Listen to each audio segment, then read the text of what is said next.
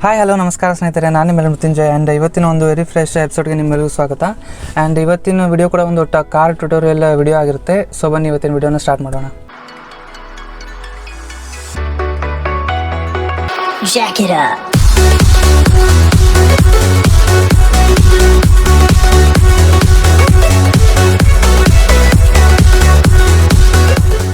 Last 2 ವಿಡಿಯೋಸಲ್ಲಿ tutorials ಹೇಳಿದ್ದೆ ನಾನು, ಒಂದು ಗೇರ್ ಯಾವ ಥರ ಚೇಂಜ್ ಮಾಡೋದಂತ. ನೆಕ್ಸ್ಟ್ ಅದರ ಪಾರ್ಟ್ ಆದಮೇಲೆ ಕಾರಿಂದ ಇಂಟೀರಿಯರ್ ಒಳಗೆ ಯಾವುದಾದ್ರೂ ಕಂಟ್ರೋಲ್ ಇರುತ್ತೆ ಅಂತ ತೋರಿಸಿದ್ದೆ.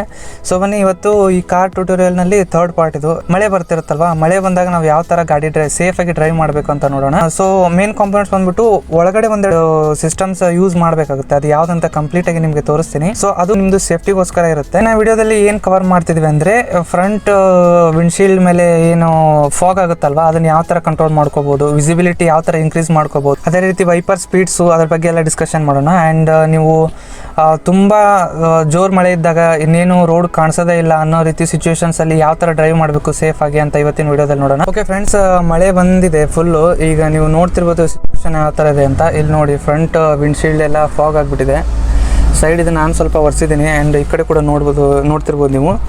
ಇಲ್ಲಿ ನೋಡಿ, ಈ ಥರ ಫಾಗ್ ಎಲ್ಲ ಆಗಿಬಿಟ್ಟಿರುತ್ತೆ. ಆ್ಯಂಡ್ ಈ ಥರ ಫಾಗ್ ಎಲ್ಲ ಆದಾಗೆ ಮೇನ್ ಪ್ರಾಬ್ಲಮ್ ಏನಂದರೆ, ಇಲ್ಲಿ ಸೈಡ್ ಆದರೆ ಏನು ಪ್ರಾಬ್ಲಮ್ ಆಗೋಲ್ಲ, ನೀವು ಯಾವುದೇ ಥರ ರೀತಿ ಮ್ಯಾನೇಜ್ ಮಾಡ್ಕೋಬೋದು. ಬಟ್ ಫ್ರಂಟ್ ವಿಂಡ್ಶೀಲ್ಡ್ ಏನಿರುತ್ತಲ್ವ, ಅದು ಯಾವಾಗಲೂ ನೀಟ್ ಇರಬೇಕು, ಯಾಕಂದರೆ ನಿಮ್ಗೆ ಫ್ರಂಟ್ ರೋಡ್ ಕಾಣಿಸಲ್ಲ.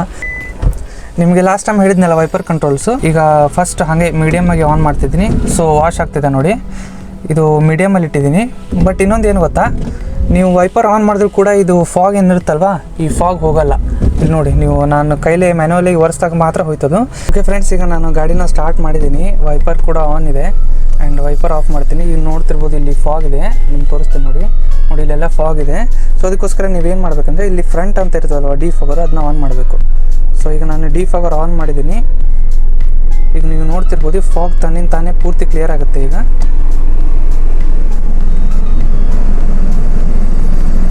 ನೋಡಿ ಫ್ರೆಂಡ್ಸ್, ಈಗ ಫಾಗ್ ಕ್ಲಿಯರ್ ಆಗ್ತಾ ಬರ್ತಿದೆ. ಇಲ್ಲೆಲ್ಲ ಕಾಣ್ತಾ ಇದೆ ನೋಡಿ, ಪೂರ್ತಿ ಇಲ್ಲೆಲ್ಲ ಹೋಗ್ತಾ ಇದೆ. ನಿಮಗೆ ವಿಸಿಬಿಲಿಟಿ ಪೂರ್ತಿ ಕ್ಲಿಯರ್ ಆಗಿದೆ ಈಗ. ಸೊ ಇದೊಂದು ಫೀಚರು ಎಷ್ಟೋ ಜನಕ್ಕೆ ಗೊತ್ತಿರಲ್ಲ. ಸೊ ಇದನ್ನ ಕಂಪ್ಲೀಟಾಗಿ ಯುಟಿಲೈಸ್ ಮಾಡ್ಕೊಂಡಾಗ ನಿಮಗೆ ರೋಡಿಂದು ವ್ಯೂ ಕೂಡ ಕಂಪ್ಲೀಟಾಗಿ ಕ್ಲಿಯರಾಗಿ ಕಾಣಿಸುತ್ತೆ. ಸೊ ಓಕೆ ಫ್ರೆಂಡ್ಸ್, ಬನ್ನಿ ಈಗ ಮಳೆ ಬರ್ತಾ ಇದೆ. ಆ್ಯಂಡ್ ಯಾವ ರೀತಿ ಕಂಟ್ರೋಲ್ ಓವರಾಲ್ ಮಾಡ್ಬೋದು ಅಂತ ತೋರಿಸ್ತೀನಿ. ಫಸ್ಟ್ ಗೇರು, ಹ್ಯಾಂಡ್ ಬ್ರೇಕ್ನ ಕೆಳಗೆ ಮಾಡಿ ನಿಧಾನವಾಗಿ ಕ್ಲಚ್ ಬಿಡಿ. ಗಾಡಿ ಮೂಮೆಂಟ್ ಆಗ್ತಿದೆ ನೋಡಿ. ಈಗ ರೇನ್ ಸ್ವಲ್ಪ ಸ್ಲೋ ಇದೆ, ಅದಕ್ಕೋಸ್ಕರ ನಾನು ಏನು ಮಾಡ್ತಿದ್ದೀನಿ, just low initial level INT ಈ ಥರ ಹಾಕ್ತಿದ್ದೀನಿ. ಈಗ ನೋಡ್ಬೋದು, ಸ್ಮಾಲಾಗಿ ಹನಿ ಹನಿ ಬರ್ತಾ ಇದೆ. ಈಗ ಹನಿ ತುಂಬ ಸ್ಲೋ ಇದೆ ಅಲ್ವಾ, ನೀವು ಫಸ್ಟ್ ಇನಿಷಿಯಲ್ ಸ್ಲೋ ಆಗಿ ಏನಿರುತ್ತಲ್ಲೋ ಅದನ್ನ ಹಾಕೊಳ್ಬೇಕು.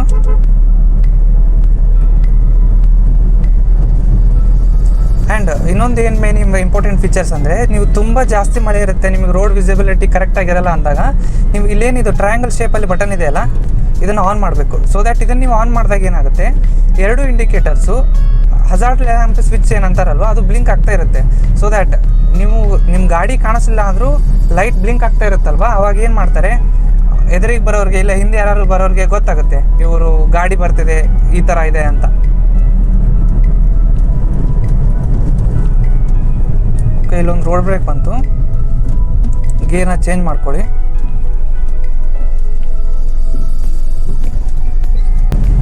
ಆ್ಯಂಡ್ ತುಂಬ ಸ್ಲೋನೇ ಹೊಡಿತಾ ಇರಿ ಗಾಡಿನ.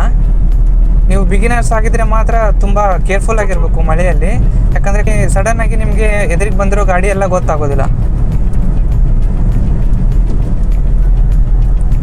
ಈಗ ನೋಡಿ, ಬರ್ತಾ ಬರ್ತಾ ಮತ್ತೆ ಇದಾಗ್ತಿದೆ, ಏನಾಗ್ತಿದೆ, ಫಾಗ್ ಆಗ್ತಿದೆ. ಸೊ ಅದಕ್ಕೋಸ್ಕರ ಫ್ರಂಟ್ ಡಿಫಾಗರ್ನ ಆನ್ ಮಾಡ್ಕೊಳ್ಳಿ.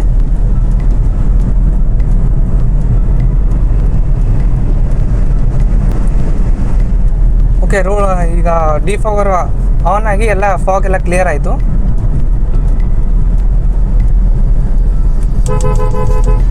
ಎಲ್ಲ ಸೈಡ್ಸ್ ಎಲ್ಲ ಟರ್ನ್ಸಲ್ಲಿ ಇದ್ದಾಗ ನೀವು ಕರೆಕ್ಟಾಗಿ ಹಾರ್ನ್ ಹಾಕ್ಕೊಂಡು ಹೋಗ್ಬಿಡಿ.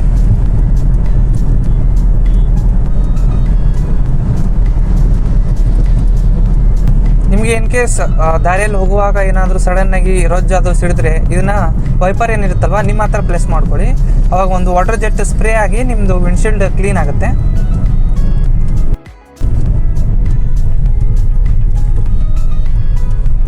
ಆ್ಯಂಡ್ ಯಾವಾಗಲೂ ಸ್ವಲ್ಪ ಸೇಫ್ ಡಿಸ್ಟೆನ್ಸ್ ಮೇಂಟೈನ್ ಮಾಡಿ. ಈ ಥರ ದೊಡ್ಡ ಗಾಡಿ ಇರ್ತಾವಲ್ವ, ಅದರಿಂದ ಒಂದು ಸ್ವಲ್ಪ ಸೇಫ್ ಡಿಸ್ಟೆನ್ಸ್ ಮೇಂಟೈನ್ ಮಾಡಿ.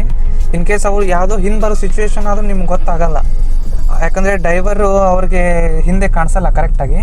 ಸೊ ಅದಕ್ಕೋಸ್ಕರ ಒಂದು ಸೇಫ್ ಡಿಸ್ಟೆನ್ಸ್ ಮೇಂಟೈನ್ ಮಾಡಿ. ಆ್ಯಂಡ್ ಟರ್ನಿಂಗ್ ಹೋಗುವಾಗ ಯಾವಾಗಲೂ ಇಂಡಿಕೇಟರ್ ಅದನ್ನೆಲ್ಲ ಕರೆಕ್ಟ್ ಇಟ್ಕೊಡಿ.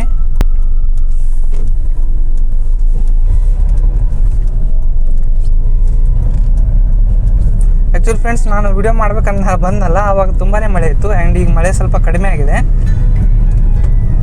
ಆ್ಯಂಡ್ ನನ್ನ ಹತ್ರ ಇನ್ನೊಂದು ವಿಡಿಯೋ ಇದೆ, ಮಳೆ ಯಾವ ಥರ ಪೂರ್ತಿ ಬರ್ತಿತ್ತು ಅಂತ. ಆ್ಯಂಡ್ ಆ ವಿಡಿಯೋದಲ್ಲಿ ನಾನು ವಾಯ್ಸ್ ಓವರ್ ಮಾಡಿ ಕಂಪ್ಲೀಟಾಗಿ ತೋರಿಸ್ತೀನಿ ಅಂಥ ಟೈಮ್ನಲ್ಲಿ ಯಾವ ಥರ ಡ್ರೈವ್ ಮಾಡಬೇಕಂತ. ನಿಮ್ಮ ಲೇನ್ ಏನಿರುತ್ತಲ್ವ, ನಿಮ್ಮ ಲೇನ್ನ ನೀವು ಫಾಲೋ ಮಾಡಿ. ಯಾವುದೇ ರೀತಿಗೂ ಮಿಡಲ್ ಆಫ್ ದಿ ಲೇನ್ ಹೋಗೋದು ಅದೆಲ್ಲ ಮಿಸ್ಟೇಕ್ಸ್ ಮಾಡಬೇಡಿ. ಆ್ಯಂಡ್ ಸಿಟಿ ಲಿಮಿಟ್ಸಲ್ಲಿ ಸ್ಪೀಡ್ ಎಷ್ಟಿರಬೇಕೋ ಅಷ್ಟೇ ಇಟ್ಕೊಳ್ಳಿ. ಆ್ಯಂಡ್ ನಾನೀಗ ಮ್ಯಾಕ್ಸಿಮಮ್ ಅಂದ್ಬಿಟ್ಟು 4th ಗೇರಲ್ಲಿ ಡ್ರೈವ್ ಮಾಡ್ತಾಯಿದ್ದೀನಿ. ಆ್ಯಂಡ್ ಮ್ಯಾಕ್ಸಿಮಮ್ ಸ್ಪೀಡ್ 60 ಮೇಂಟೈನ್ ಮಾಡ್ತಾಯಿದ್ದೀನಿ. ಯಾಕಂದರೆ ಮಳೆ ಅಲ್ವಾ, ನಿಮಗೆ ವಿಸಿಬಿಲಿಟಿ ಸ್ವಲ್ಪ ಕಡಿಮೆ ಇರುತ್ತೆ. ಆ್ಯಂಡ್ ಸಡನ್ನಾಗಿ ಯಾರು ಬಂದರೆ ಕಂಟ್ರೋಲ್ ತಪ್ಪೋ ಚಾನ್ಸಸ್ ಕೂಡ ಇರುತ್ತೆ. ಅದಕ್ಕೋಸ್ಕರ ನಾನು ಇದು ಸ್ಲೋ ಸ್ಪೀಡಲ್ಲಿ ಡ್ರೈವ್ ಮಾಡ್ತಾಯಿದ್ದೀನಿ. ಆ್ಯಂಡ್ ಈ ರೀತಿ ವಾಟರ್ ಜೆಟ್ ಅದು ಬಂದಾಗ ಸ್ವಲ್ಪ ಸ್ಲೋನೇ ಮಾಡಿಬಿಡಿ, ಯಾಕಂದರೆ ನಿಮಗೆ ಪೂರ್ತಿ ವಿಸಿಬಿಲಿಟಿ ಇರಲ್ಲ. ಅನ್ನೋನ್ ರೋಡ್ಸ್ ಆದರೆ ನಿಮಗೇನಾಗುತ್ತೆ, ಕರೆಕ್ಟ್ ಗೊತ್ತಾಗಲ್ಲ ಎಲ್ಲಿ ತೆಗ್ಗಿದೆ ಏನಿದೆ ಅಂತ. ಅದಕ್ಕೋಸ್ಕರ ಸ್ವಲ್ಪ ನೀರದು ನಿಂತಲ್ಲಿ ಸ್ವಲ್ಪ ಸ್ಲೋನೇ ಡ್ರೈವ್ ಮಾಡಿ.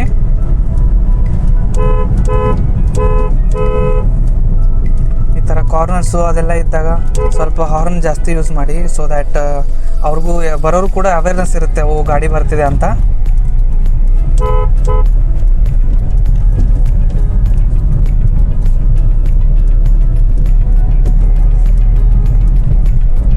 ಆ್ಯಂಡ್ ಈ ರೀತಿ ಟ್ರಕ್ಸ್ ಎಲ್ಲ ಇರುತ್ತಲ್ವ, ಅದ್ರ ಹಿಂದೆ ಸ್ವಲ್ಪ ಜಾಸ್ತಿ ದೂರನೇ ಇರಿ, ಯಾಕಂದರೆ ನಿಮ್ಮ ಸೇಫ್ಟಿಗೋಸ್ಕರ.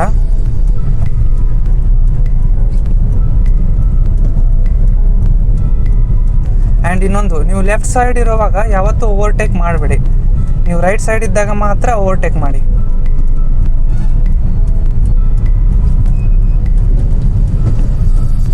ಈಗ ನೋಡಿ, ಲಾರಿ ಏನಿದೆ ಅಲ್ವಾ, ಆ ಲಾರಿಯಿಂದ ನೀರು ಸಿಡಿದು ಬರ್ತಿದೆ. ಸೊ ವಿಂಡ್ಶೀಲ್ಡ್ ಸ್ವಲ್ಪ ರೊಜ್ಜಾಗಿದೆ. ಸೊ ಅದಕ್ಕೋಸ್ಕರ ನೀವು ನಿಮ್ಮ ಹತ್ರ ಪ್ರೆಸ್ ಮಾಡ್ಕೊಳ್ಳಿ.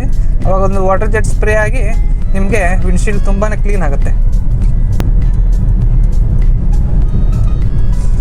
ಮಿರರ್ ನೋಡೋದನ್ನು ಮರಿಬೇಡಿ. ಆ ಕಡೆ ಈ ಕಡೆ ಲೆಫ್ಟ್ ಅಥವಾ ರೈಟ್ ಟರ್ನ್ ಆಗುವಾಗ ನೀವು ಕಂಪ್ಲೀಟಾಗಿ ಮಿರರ್ ಕೂಡ ಅಬ್ಸರ್ವ್ ಮಾಡಬೇಕು. ನಾನಿಲ್ಲೇ ರೈಟ್ ಸೈಡ್ ತೊಗೊಳ್ತಿದ್ದೀನಿ. ಈ ರೀತಿ ರೋಡ್ ಕ್ರಾಸ್ ಮಾಡುವಾಗ ಏನಾಗುತ್ತೆ, ಅಪೋಸಿಟ್ ಸೈಡಿಂದ ಗಾಡಿ ಬರ್ತಿರುತ್ತೆ. ಅಲ್ಲಿ ನೋಡ್ತಿರ್ಬೋದು ನೀವು, ಲಾರಿ ತುಂಬ ದೂರ ಇದೆ ಅಂತ ನಾನು ತೊಗೊಂಡೆ. ಇನ್ ಕೇಸ್ ಅದು ನಿಯರ್ ಬೈ ಇತ್ತಂದರೆ ನೀವು ಒಂದು 2 ಮಿನಿಟ್ಸ್ ವೇಟ್ ಮಾಡಿ ಆದರೂ ಅದು ಪಾಸ್ ಆದಮೇಲೆ ಪಾಸ್ ಆಗಿ, ಸೊ ದ್ಯಾಟ್ ನಿಮಗೆ ಸೇಫ್ಟಿ ಕೂಡ ಇಂಪಾರ್ಟೆಂಟು.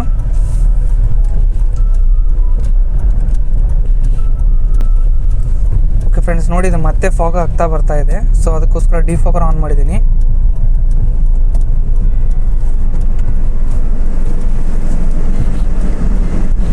ಆ್ಯಂಡ್ ಎಲ್ಲೇ ಟರ್ನ್ಸ್ ತೊಗೊಳೋ ಮುಂದೂ ತುಂಬಾ ಹುಷಾರಾಗಿರಿ.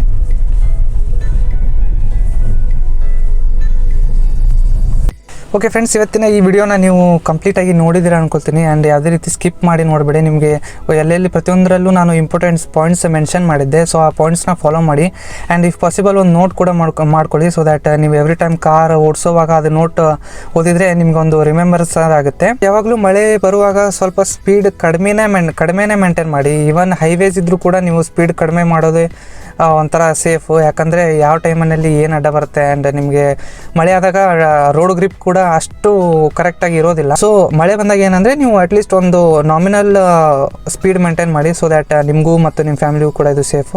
ಮಳೆಯಲ್ಲಿ ಓಡಿಸುವಾಗ ನೀವು 3 ಮೇನ್ ಇಂಪಾರ್ಟೆಂಟ್ ಥಿಂಗ್ಸ್ನ ಫಾಲೋ ಮಾಡಬೇಕು. ಒಂದು, ಪಾರ್ಕಿಂಗ್ ಲೈಟು, ಇಲ್ಲ ಹಜಾರ್ಡ್ ಲ್ಯಾಂಪ್ ಅಂತಾರಲ್ವ, ಪಾರ್ಕಿಂಗ್ ಲೈಟ್ ಕಂಪಲ್ಸರಿ ಆನ್ ಮಾಡಬೇಕು, ಸೊ ದ್ಯಾಟ್ ನಿಮ್ಮ ವಿಸಿಬಿಲಿಟಿ ಇನ್ಕ್ರೀಸ್ ಮಾಡ್ಕೊಳ್ಬೋದು. ಆ್ಯಂಡ್ ಫ್ರಂಟ್ ಏನಿರುತ್ತಲ್ವ ವೈಪರ್ಸ್ನ ಕರೆಕ್ಟಾಗಿ ಯೂಸ್ ಮಾಡಿ.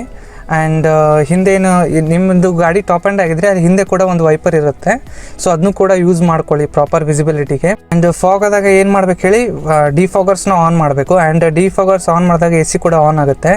ಸೊ ಡಿಫಾಗರ್ಸ್ ಆನ್ ಮಾಡೋದು ಕೂಡ ಒಂದು ಇಂಪಾರ್ಟೆಂಟ್ ಸ್ಟೇಜು. ಸೊ ಇನ್ನು ಫೈನಲಿ ಹೇಳಬೇಕಂದ್ರೆ, ನೀವು ಮಳೆಯಲ್ಲಿ ರೈಡ್ ಮಾಡುವಾಗ ಮೇನು ವೈಪರ್ಸು ಇಂಡಿಕೇಟರ್ಸು, ಪಾರ್ಕಿಂಗ್ ಲ್ಯಾಂಪ್ಸು ಮತ್ತು ಡಿಫಾಗರ್, ಇವು 4 ಕಾಂಪೋನೆಂಟು. ಸೊ ಇವನ್ನ ನೀವು ಕಂಪ್ಲೀಟಾಗಿ ಫಾಲೋ ಮಾಡಿದ್ರೆ ನಿಮಗೆ ಒಂದು ಮಳೆಯಲ್ಲಿ ಕೂಡ ನೀವು ತುಂಬ ಸೇಫ್ಟಿಯಾಗಿ ರೈಡ್ ಮಾಡ್ಬೋದು. ಇವತ್ತಿನ ಈ ವಿಡಿಯೋ ನಿಮಗೆ ಲೈಕ್ ಆದರೆ ಪ್ಲೀಸ್ ಲೈಕ್ ಮಾಡಿ, ಕಮೆಂಟ್ ಮಾಡಿ, ಶೇರ್ ಮಾಡಿ ಮತ್ತು ನಮ್ಮ ಚಾನಲ್ಗೆ ಸಬ್ಸ್ಕ್ರೈಬ್ ಮಾಡಿ. ಆ್ಯಂಡ್ ಮಿಕ್ಕಿದ 2 ಪಾರ್ಟ್ಸ್ ಇನ್ನೂ ನೀವು ನೋಡಿಲ್ಲ ಅಂತಂದರೆ ಒಂದು ಪ್ಲೇಲಿಸ್ಟೇ ಮಾಡಿದ್ದೀನಿ ಕಾರ್ ಡ್ರೈವಿಂಗ್ ಟ್ಯುಟೋರಿಯಲ್ ಅಂತ. ಆ ಪ್ಲೇಲಿಸ್ಟ್ಗೆ ಹೋಗಿ ನೀವು ಕಂಪ್ಲೀಟಾಗಿ ನೋಡ್ಬೋದು ಯಾವ್ಯಾವ ಥರ ವಿಡಿಯೋ ಇದೆ ಅಂತ, ಯಾವ್ಯಾವ ಪಾರ್ಟ್ಸ್ ಮಾಡ್ತೀನಿ ಅಂತ. So thank you so much guys ಈ ವಿಡಿಯೋ ನೋಡೋದಕ್ಕೆ. ಮತ್ತೆ ಮುಂದಿನ ವಿಡಿಯೋದಲ್ಲಿ ಸಿಗ್ತೀನಿ.